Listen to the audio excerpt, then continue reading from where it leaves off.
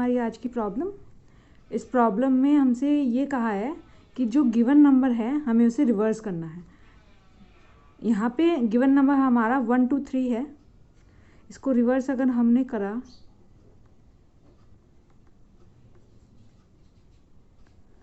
तो हमारा 2 3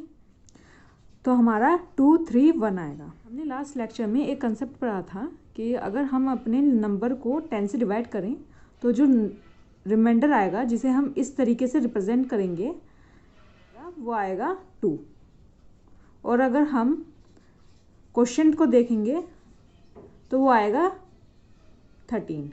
ठीक है, तो इसी कॉन्सेप्ट को हम अपने डिजिट को रिवर्स करने के लिए यूज़ करेंगे। एक नंबर ले लिया, अभी फ़िलहाल एग्जाम्पल के लिए हम एक नंबर ले लेते हैं 342। तो हमने एक टेम्परेरी वेरिएबल ले लिया जिसे हमने 0 से इनिशियलाइज कर दिया। अब हम क्या करेंगे, सबसे पहले हम अपना रिमाइंडर निकालेंगे। तो हमने अगर हमने n को मॉडलो करा 10 के साथ तो हमारा क्या रिमाइंडर निकलेगा 2। ठीक है, तो हम क्या करेंगे, अगर हम टेम्प में इंटू कर दे 10 की और प्लस कर दे रिमाइंडर तो क्या आएगा 2। मतलब कि टेम्प हमारा 0 था, उसमें हमने 10 की मल्टीप्लाई करी तो कितना बचा 0, प्लस कर दिया हमने रिमाइंडर, जो हम रिमाइंडर हमारा यहाँ से आया था 2 प्लस 0 में हमने 2 को प्लस कर दिया तो हमारा आंसर क्या आया 2। इसको हम टेम्प में स्टोर करा लेंगे। ठीक, फिर से हम अगले स्टेप के लिए अपने n को सबसे पहले 10 से डिवाइड कर n डिवाइडेड बाय 10 क्या हुआ 34। ठीक है, इसको हम n में स्टोर करा लेंगे। ठीक है, और उसके बाद हम अगले स्टेप पे जाएंगे। ये हमारा पहला स्टेप हो गया। दूसरे स्टेप में हम फिर से जो हमारा n है यहाँ पे रिमाइंडर निकाल के इस वाले वेरिएबल में स्टोर करवा लेंगे। तो हमारा लास्ट में n क्या था 34। 34 को हमने 10 से डिवाइड करा और रिमाइंडर क्या बचेगा हमारा 4। हमने फिर से ये वाला कंसेप्ट अपना यूज़ करा और टेम्प में हमने इस बार टेम्प में अपना लास्ट टेम्प क्या था 2, तो 2 को 10 से मल्टीप्लाई करा और फिर प्लस कर दिया उसमें जो हमारा रिमाइंडर आया था 4। तो अब क्या आया 24। ठीक है, पहले हमें n को डिवाइड भी करना है और उसे स्टोर कर देना है n में दोबारा डिवाइड करके। अब की बार 3 आएगा और थर्ड स्टेप पे चले जाएंगे। फिर से इस वेरिएबल में रिमाइंडर को स्टोर करा, इस बार रिमाइंडर क्या आएगा 4 आएगा इस टाइम। फिर से हम टेम्प वेरिएबल में स्टोर करवाएंगे किस चीज़ को, सबसे पहले हम 24 को 10 से मल्टीप्लाई करेंगे, फिर प्लस सॉरी यहाँ पे गलती हो गई, यहाँ पे हमारा n 3 था और 3 को हम जब 10 से डिवाइड करेंगे तो हमारा रिमाइंडर 3 बचेगा। अगर हम अब रिमाइंडर को इसमें प्लस करेंगे तो हमारी क्या डिजिट आएगी, टेम्प में क्या स्टोर होगा 243। जो हमारा टेम्प वेरिएबल है अगर हम उसे ध्यान करें तो वो हमारे जो n है उसका रिवर्स हो चुका है। यही चीज़ यूज़ करनी है अपने कोड में। तो अगर हम इस एग्जाम्पल में ध्यान से देखें तो हमें 3 चीज़ें अपने कोड में यूज़ करनी है। सबसे पहले हमें रिमाइंडर लेना है, फिर अपने टेम्प वेरिएबल में इस वैल्यू को स्टोर करना है और n को नेक्स्ट स्टेप के लिए डिवाइड कर देना है। ठीक है, तो चलिए इसे कोड में यूज़ करके देखते हैं। सबसे पहले हमारा एक फंक्शन होगा जो रिटर्न कर रहा होगा एक इंटीजर वैल्यू, मतलब कि जो हमारा रिवर्स निकल के आएगा। इसमें हमारा जो पैरामीटर है वो हमारा n है। ठीक है, अब रिवर्स करने के लिए सबसे पहले हमें अपना एक टेम्प वेरिएबल इनिशियलाइज कर देना है 0 से। हमने एक इंटीजर लिया जिसे हमने इनिशियलाइज कर दिया 0 से। ठीक, और अब हम ये जो 1 2 3 स्टेप थे वो एक लूप में करेंगे और लूप की कंडीशन क्या लिख देंगे कि हमारा n should be greater than 0। पहले हम एक रिमाइंडर डिक्लेयर कर देते हैं, उसमें हम क्या वैल्यू स्टोर करवाएंगे कि n मॉडलो 10।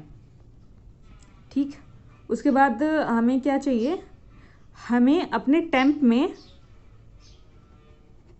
ये वैल्यू स्टोर करवानी है,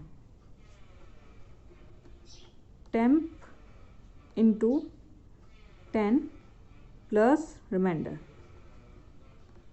ठीक, फिर उसके बाद हमें ये वाले स्टेप चलना है। n is equals to n divided by 10।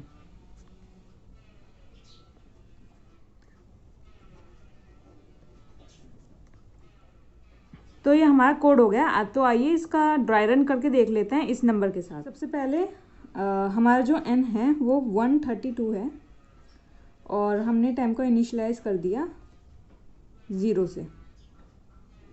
जब लूप की इटरेशन हो रही है तो उसमें हम रिमाइंडर को क्या वैल्यू दे देंगे, वो 132 मोडलो 10, तो यहाँ से क्या आएगा 2।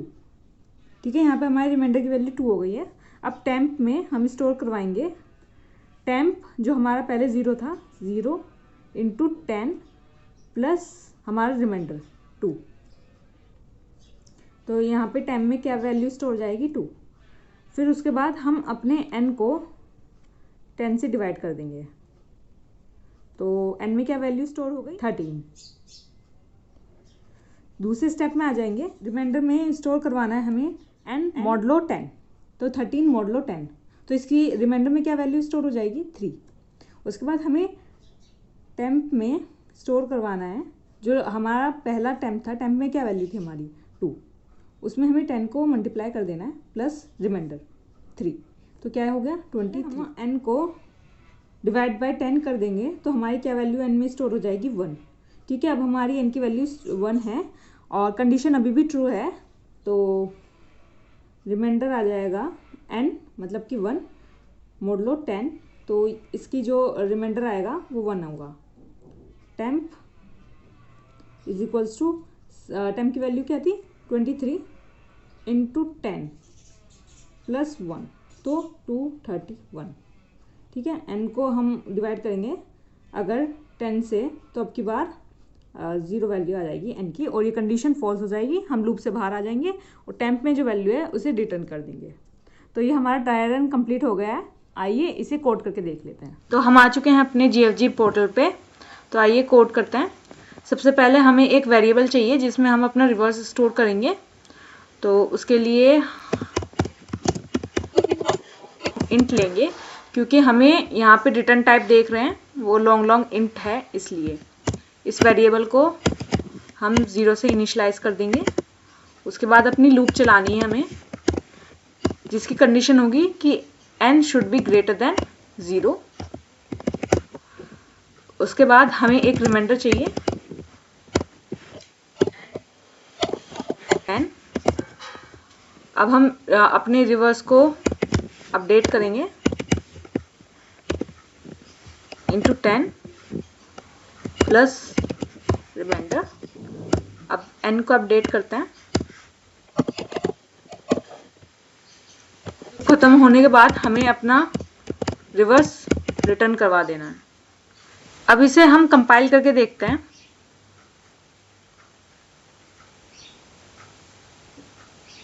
तो ये हमारा कंपाइल हो गया है, अब इसे सबमिट करके देखते हैं। तो हमारा कोड सक्सेसफुली सबमिट हो गया है। आई होप आपको ये वीडियो अच्छी लगी होगी। कोई भी डाउट हो तो आप उसे कमेंट सेक्शन में पूछ सकते हैं। Thank you for watching.